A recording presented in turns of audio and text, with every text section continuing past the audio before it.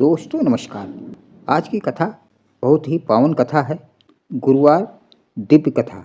गांव के पीपल के नीचे बैठा वो बूढ़ा पंडित अचानक बोला, जो व्यक्ति गुरुवार का व्रत केवल धन के लिए करता है उसे धन तो मिलता है, लेकिन जो इसे श्रद्धा, संयम और गुरु भक्ति से करता है उसका भाग्य स्वयं भगवान बदल देते हैं।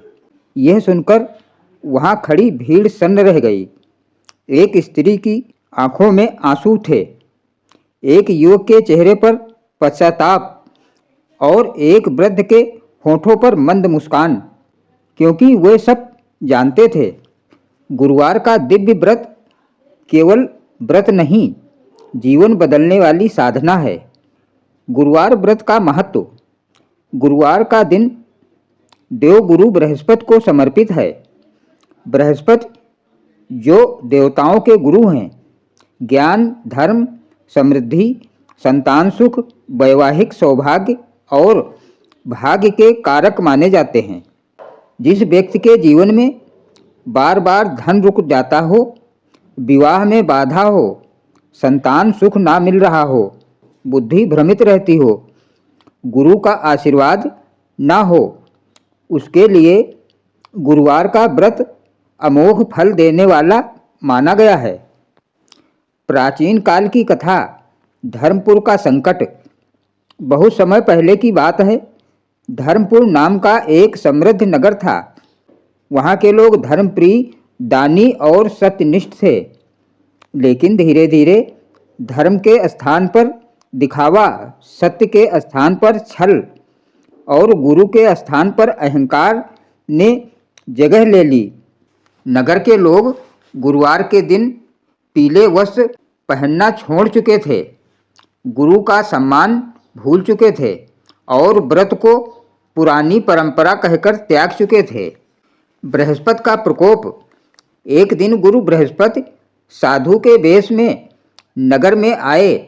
उन्होंने देखा शिष्य गुरु से ऊंची आवाज में बात कर रहे थे। ब्राह्मण भूखे थे, स्त्रियां अशांत थीं, घर घर की कलह थी। बृहस्पति ने मन ही मन कहा, जब गुरु का सम्मान समाप्त हो जाता है तो लक्ष्मी भी घर छोड़ देती है। उन्होंने नगर से प्रस्थान किया और उनके जाते ही अकाल पड़ा। व्यापार चौपट हो गया, संतान रोगी होने लगी, विवाह टूटने लगे। एक निर्धन स्त्री की पीड़ा।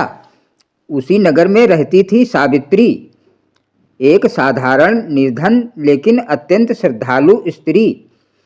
उसका पति बीमार रहता, घर में अन्न का अभाव था, बच्चे भूखे सोते थे। एक दिन उसने मंदिर में बैठे उसी बूढ़े पंडित से पूछा, पंडित जी, क्या भगवान ने मेरे लिए कुछ नहीं लिखा? पंडित ने कहा, लिखा है बेटी, लेकिन तुमने उसे पढ़ा नहीं। गुरु व्रत का ज्ञान। पंडित ने सावित्री को बताया, गुरु का व्रत श्रद्धा से करना, पीले वस्त्र धारण करना, केले के वृक्ष की पूजा, चने की दाल, गुड़ पीला भोजन, कथा श्रवण, गुरु, ब्राह्मण और गरीब का सम्मान। सावित्री ने उसी क्षण संकल्प लिया, जब तक जीवन है गुरुवार का व्रत नहीं छोड़ूंगी। व्रत की पहली परीक्षा। पहले गुरुवार घर में केवल एक मुट्ठी चावल थे। पड़ोसन बोली, आज व्रत छोड़ दे, बच्चों को खिला दे। सावित्री बोली, यदि गुरु की परीक्षा यही है तो मैं सह लूँगी। उसने बच्चों को समझाया और स्वयं व्रत रखा। चमत्कार की शुरुआत। अगले दिन एक अजनबी सेठ आया, पति को काम दिया, घर में अन्न पहुँचा।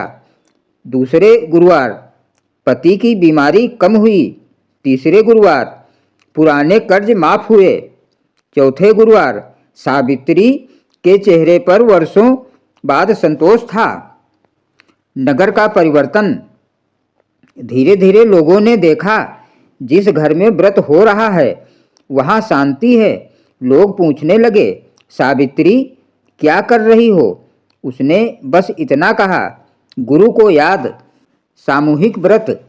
अब पूरे नगर ने गुरुवार का व्रत फिर से आरंभ किया।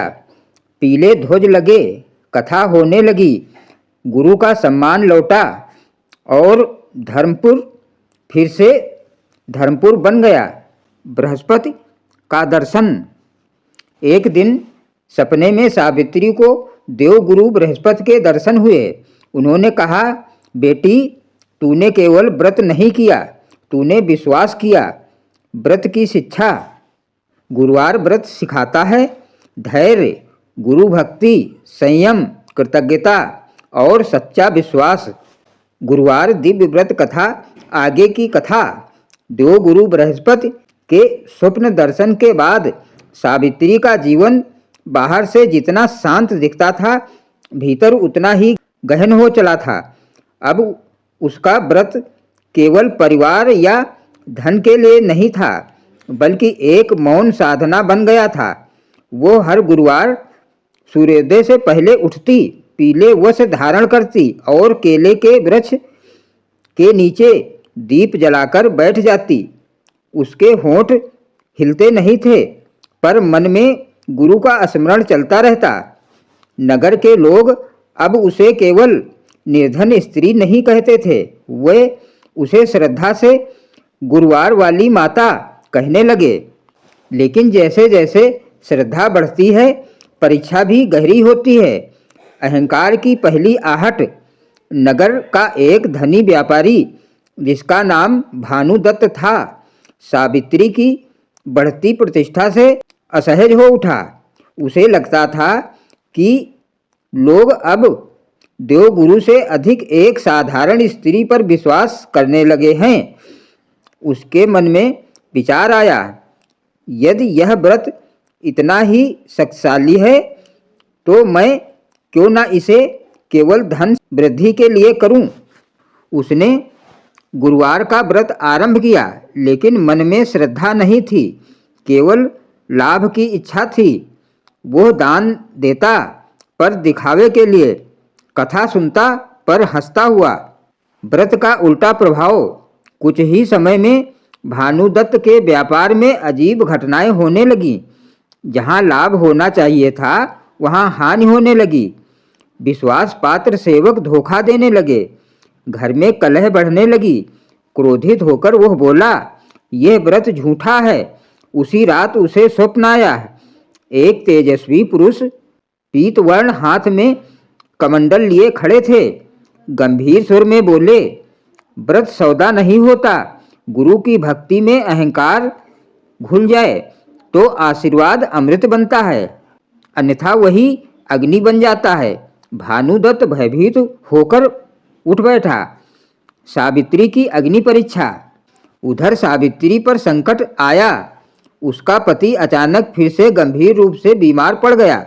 वैद्य ने कहा, अब केवल ईश्वर ही बचा सकते हैं। पड़ोसी बोले, इतना व्रत किया फिर भी यही फल।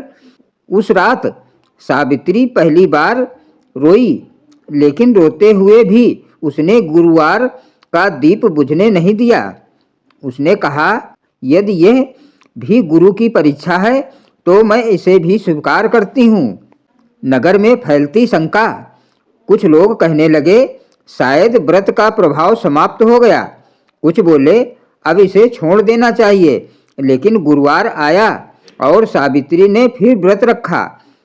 उसी दिन एक साधु नगर में आया। उसके चरण जहाँ पड़े वहाँ शांति फैल गई। उसने सावित्री के घर के सामने रुककर कहा, जिस घर में संकट के समय भी दीप जलता है वहीं गुरु वास करते हैं। अदृश्य संकेत। उस रात नगर के मंदिर में घंटियां स्वयं बज उठीं। पीपल के पत्ते बिना हवा के हिलने लगे। लोग समझ गए कुछ दिव्य घटने वाला है। भानुदत्त स्वयं चलकर सावित्री के घर आया। उसने सिर झुकाकर कहा, मुझे व्रत नहीं श्रद्धा सीखनी है। सावित्री ने कोई उत्तर नहीं दिया। उसने केवल दीप की ओर देखा। कथा का संकेतात्मक मोड़। अगले गुरुवार सावित्री के पति की आंखें खुली। उसने पहला शब्द कहा, गुरु। नगर के लोग स्तब्ध थे, लेकिन अभी परीक्षा पूरी नहीं हुई थी, क्योंकि उसी समय आकाश में बादल गहराने लगे और देवगुरु बृहस्पति का निर्णय अभी प्रकट होना शेष था। आकाश में गहराए बादल केवल वर्षा का संकेत नहीं थे, वे देवगुरु बृहस्पति की अंतिम परीक्षा का संकेत थे। पूरा धर्मपुर नगर मौन था। मंदिर की घंटियां स्वयं थम गई थी, जैसे समय भी प्रतीक्षा कर रहा हो। सावित्री अपने पति के पास बैठी थी। उसकी आंखों में थकान थी, पर विश्वास अब भी स्थिर दीप की तरह जल रहा था। उसी क्षण आकाश से एक तेज प्रकाश उतरा, पीतवर्ण प्रकाश, शांत, गरिमामय और गंभीर। देवगुरु बृहस्पति स्वयं प्रकट हुए। देवगुरु का निर्णय। बृहस्पति ने नगरवासियों की ओर देखकर कहा, जिस दिन गुरु को केवल इच्छा पूर्ति का साधन बना लिया जाता है, उस दिन व्रत निष्फल हो जाता है, और जिस दिन गुरु को जीवन का मार्गदर्शक मान लिया जाता है, उस दिन भाग्य स्वयं झुक जाता है। भानुदत्त आगे आया। उसने हाथ जोड़कर कहा, मुझसे भूल हुई। बृहस्पति बोले, भूल नहीं, अहंकार था, और अहंकार ही सबसे बड़ा पाप है। उसकी संपत्ति वहीं स्थिर हो गई, ना बढ़ी ना घटी, क्योंकि सीख मिल चुकी थी। सावित्री का वरदान। फिर बृहस्पति सावित्री की ओर मुड़े। उन्होंने कहा, तूने व्रत इसलिए नहीं किया कि तुझे कुछ मिले, तूने इसलिए किया कि तुझे गुरु पर विश्वास था। उन्होंने अपने कमंडल से जल की कुछ बूंदें उसके पति के मस्तक पर डाली। वो पूर्ण स्वस्थ हो गया।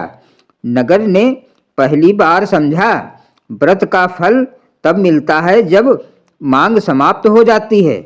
धर्मपुर का नवजन्म। उस दिन से धर्मपुर में गुरु का सम्मान पुनः स्थापित हुआ। गुरु को पीला ध्वज हर घर पर लहराने लगा। व्रत दिखावे से नहीं, मौन से होने लगा।